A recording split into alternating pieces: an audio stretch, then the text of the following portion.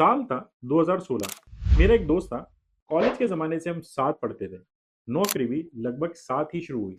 Salary भी लगभग almost same सी थी। लेकिन फ़र्क सिर्फ एक चीज़ में था। मैं अपनी सैलरी हर महीने बैंक अकाउंट में पड़ी रहने देता था और वो हर महीने कुछ पैसे साइड कर देता था। मैंने एक दिन उसको पूछा कि यार इतना क्या इन्वेस्ट करता रहता है हर महीने?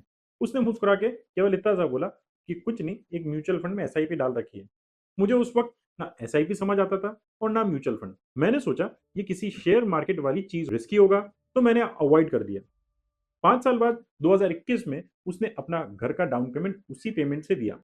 जो पैसा उसने बिना किसी बड़े इन्वेस्टमेंट के छोटी-छोटी अमाउंट से धीरे-धीरे बनाया था। और आज मैं चाहता हूँ कि जो कन्फ्यूजन मुझे सालों लगी क्लियर करने में, वो अगले 8 से 10 मिनट में क्लियर हो जाए। तो लेकिन पहले थोड़ा अपना इंट्रोडक्शन दे देता हूँ। हाय, मेरा नाम है यश दानी। मैं full time chartered accountant cum wealth advisor cum estate planner हूँ। यानी सिर्फ टैक्सेशन या इन्वेस्टमेंट की बात नहीं, बल्कि आपकी पूरी फाइनेंशियल लाइफ की बात करता हूँ। मेरा बिलीफ है कि जब तक कंसेप्ट क्लियर ना हो, तब तक कोई भी इन्वेस्टमेंट एक भेड़ चाल जैसा हो जाता है। इसलिए ये सीरीज बनाई है ताकि म्यूचुअल फंड आपको जीरो से सिंपल लैंग्वेज में समझ में आ पाए। तो चलिए सीधा शुरू करते हैं। लेकिन पहले एक नजर डाल लेते हैं आज के एपिसोड में हम क्या क्या कवर करेंगे। सबसे पहले हम सेविंग और इन्वेस्टमेंट्स में क्या फ़र्क है वो बताएँगे। म्यूचुअल फंड कौन क्यों लाए, इसके पीछे की असली वजह, म्यूचुअल फंड एक्चुअली होता क्या है, एकदम सिंपल डेफिनिशन में, ये काम कैसे करता है, किस तरह के लोग इसे कंसीडर कर सकते हैं और म्यूचुअल फंड से जुड़े बेनिफिट्स और उसकी रिस्क के बारे में। और लास्ट में एक सीए के नाते मेरी पूरी ऑनेस्ट ओपिनियन। तो चलिए एक-एक करके सब क्लियर करते हैं।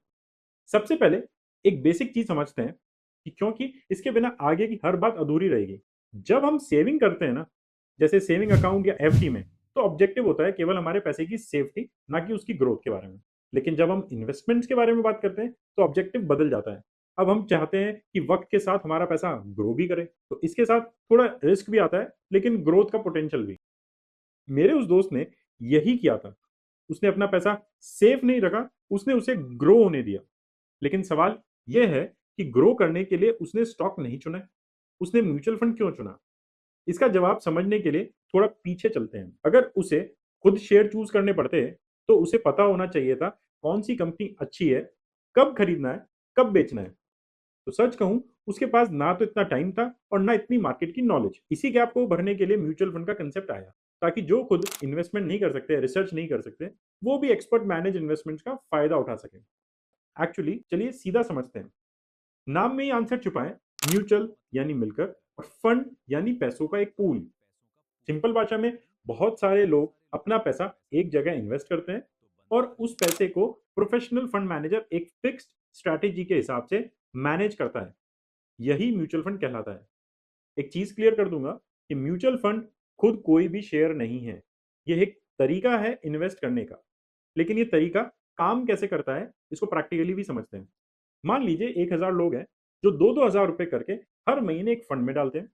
अब एक बड़ा पूल बन जाता है। इस पूल को मैनेज करती है एक प्रोफेशनल टीम।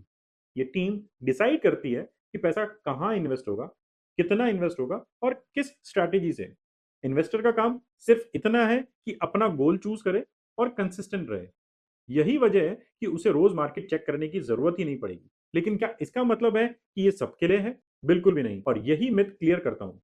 म्यूचुअल फंड सिर्फ बड़े इन्वेस्टर्स के लिए नहीं है। अगर आप लॉन्ग टर्म में पैसा ग्रो करना चाहते हैं, खुद स्टॉक्स चूज नहीं करना चाहते और थोड़ा मार्केट रिस्क हैंडल कर सकते हैं, तो छोटे अमाउंट से भी शुरू कर सकते हैं। उसने भी केवल 2000 रुपए महीने से शुरू किया था और करोड़पति बन गया। और जहां पर उसने अपना हाउस की डाउन पेमेंट भी कर दी। तो फिर सवाल यह है कि इसके फायदे क्या है और रिस्क क्या है। तो दोनों तरफ की ऑनेस्ट बात करेंगे। पहले बेनिफिट्स, पहला है कि प्रोफेशनली मैनेज करता है, यानी एक्सपर्ट्स आपके पैसे को मैनेज कर रहे होते हैं। डाइवर्सिफिकेशन होता है क्योंकि आपका पैसा डिफरेंट डिफरेंट फंड्स में पैसा लग रहा होता है, शेयर्स में लग रहा होता है। तीसरा कन्वीनियंस है। प्रोसेस सिंपल होता है, छोटे अमाउंट से भी शुरू हो सकता है। लेकिन इसकी रिस्क है, वो है mutual fund market link product होता है। इसका मतलब रिटर्न्स गारंटेड नहीं होते हैं। मार्केट ऊपर जाएगा तो वैल्यू बढ़ेगी, पर मार्केट नीचे जाएगा वैल्यू कम भी हो सकती है। इसलिए सिर्फ रिटर्न देखकर नहीं, अपने गोल और टाइम होराइजन से ही इन्वेस्टमेंट चूज करें। तो इन सब के बीच मेरी ऑनेस्ट ओपिनियन क्या है? मैं एक बात क्लियरली कहना चाहता हूं कि म्यूचुअल फंड ना अच्छा होता है और ना बुरा। इसकी सूटेबिलिटी डिपेंड करती है आपके गोल पर, आपके टाइम होराइजन पर और आपकी रिस्क टेकिंग कैपेसिटी पर।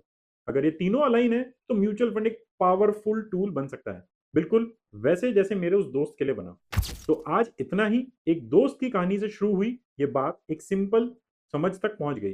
लेकिन एक सवाल अब भी बाकी है। अगर मेरा पैसा किसी और के थ्रू इन्वेस्ट हो रहा है तो क्या वो सेफ है? अगर फंड हाउस भी बंद हो जाए तो मेरा पैसा कहाँ जाएगा? ये सवाल बहुत लोगों के दिमाग में आता है, लेकिन उसके जवाब बहुत कम लोगों को पता है। इसी पर बात करेंगे अगले एपिसोड में। तब तक के लिए अगर ये वीडियो आपको यूजफुल लगी तो अपने उस दोस्त को जरूर भेजिए जो आप अभी सेफ साइड में पैसा रखता है। मिलते हैं अगले एपिसोड में। धन्यवाद।